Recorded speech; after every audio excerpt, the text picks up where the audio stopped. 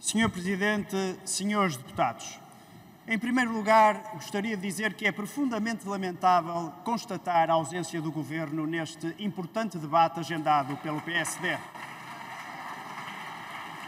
O PSD marcou a agenda das últimas semanas com uma das grandes preocupações dos portugueses, o esbulho que o Governo tem levado a cabo com a cobrança de impostos. E é impressionante que, além da contestação do PS relativamente às medidas do PSD, também tínhamos que assistir à contestação do Chega, da Iniciativa Liberal e depois da esquerda radical do Parlamento. É impressionante. Estamos sozinhos a defender os portugueses neste plenário. O que fez o PS? Diz que isto é tema para o Orçamento de Estado e demite-se da discussão. Até no início deste debate andava apenas a fazer perguntas, o que suscitou da nossa parte o questionar se verdadeiramente tinham compreendido as propostas que estavam em discussão. Mas se tiverem dúvidas, nós estamos disponíveis para explicar. Perguntem e nós explicamos uma vez, duas vezes, três vezes, até que percebam e decidam aprovar as medidas do PSD que defendem os rendimentos dos portugueses.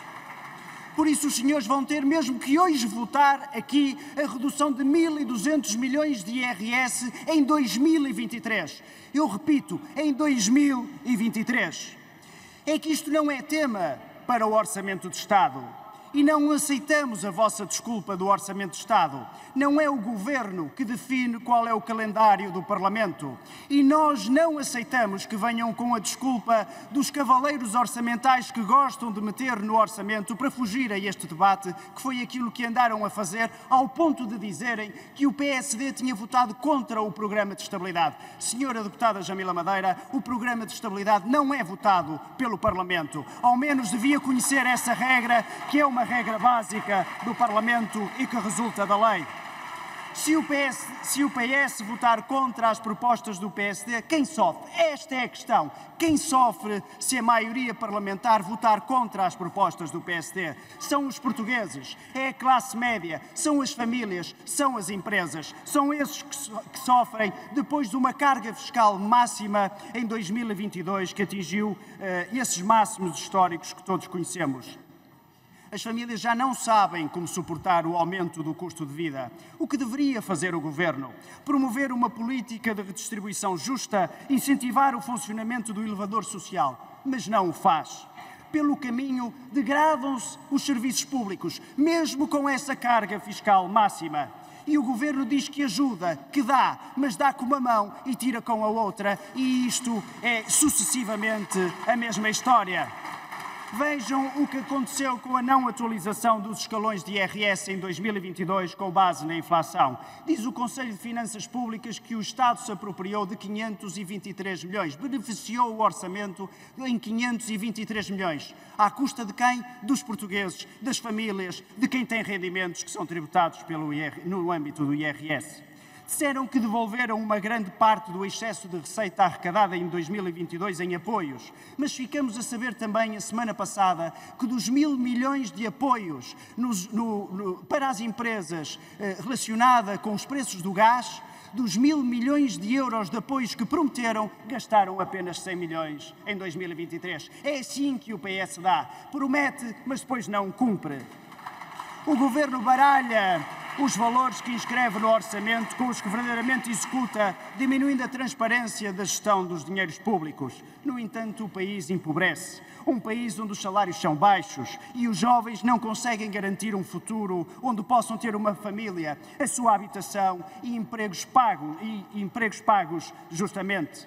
3 em cada 4 jovens ganha menos do que 1.000 euros e agora o que é que o Governo promete? Estadias em pousadas e viagens gratuitas de comboio. É esta a vossa solução para os jovens. Este não é um governo que conta.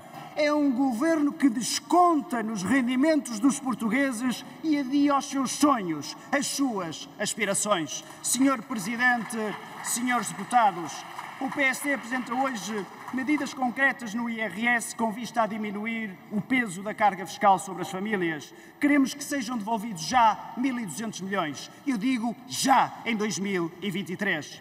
Se o fizermos, as finanças públicas ou a redução da dívida não são afetadas em nada por causa do excesso da cobrança da receita fiscal. O Governo previa arrecadar no ano todo de 2023 um excesso de impostos e contribuições face a 22 de 2.229 milhões. Já vai em 4.514 milhões em apenas 7 meses do ano. Repito, 7 meses do ano.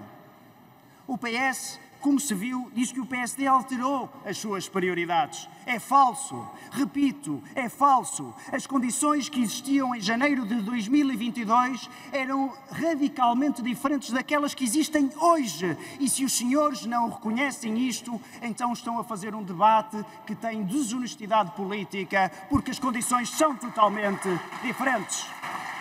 E é porque essas condições se alteraram que o PSD está em condições de propor a redução do IRS já em 2023 em 1.200 milhões, sem afetar a estabilidade das finanças públicas. O que é que vai fazer o PS? Provavelmente, veremos isso dentro de alguns momentos, vai votar contra. Adia o problema. É assim que tem sido nos últimos 8 anos. Adiar os problemas, adiar as reformas e manterem-se no poder a qualquer custo. À custa de quem? Dos portugueses que têm que sofrer o empobrecimento nas suas vidas, a perda de rendimentos. Prometeram no programa de estabilidade devolver 500 milhões em cada ano entre 24 e 27, mas omitem, recordo, os tais 523 a que se referiu o Conselho de Finanças Públicas pela falta de atualização dos escalões. E é impressionante que tenhamos que assistir também aqui a algumas propostas de alguns partidos, por exemplo, que vêm propor contribuições bancárias, ignorando que isso já hoje está previsto na lei desde 2011. Há uma contribuição extraordinária de solidariedade que já permitiu a arrecadação de mais do que 2.000 milhões de euros. Por que é que o fazem? Impreparação. Desconhecem a lei. É este o problema do partido Chega.